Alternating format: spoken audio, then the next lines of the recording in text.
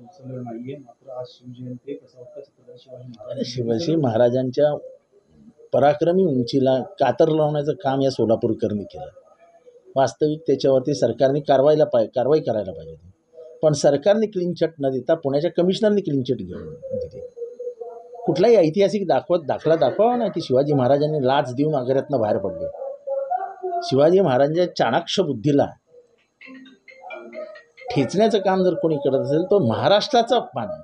महाराष्ट्राचा अपमान आता सहन करायची सवय करून घ्यावी लागेल. कारण का हे सनातनी मनुवादी हेच धंदे करत राहतात. आणि नेमकी जेव्हा ही सरकार येतात तेव्हाच यांच्या तोंडाला वाचा फुटते. शिवाजी महाराज आग्र्याहून लाच देऊन बाहेर पडले.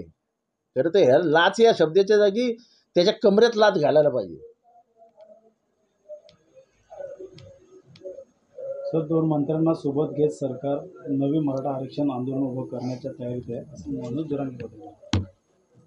मनोज जरांगे पाटलांना कोणी माहिती दिली काय माहिती, पण हे का मला तरी माहित नाही की काय आंदोलन उभं राहणार आणि कसं उभं राहणार.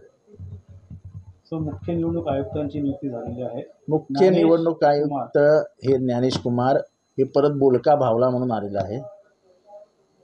निवडणूक आयोग हे स्वतंत्र असावं ही जी डॉक्टर बाबासाहेब आंबेडकरांनी व्यक्त केलेली कल्पना होती ती कल्पना धुळीस मिळवलेली आहे. खरं तर प्रधानमंत्री, विरोधी पक्षनेते आणि chief justice of supreme court अशा तिघांचं बेंच होतं. या तिघांनी निवड करायची होती.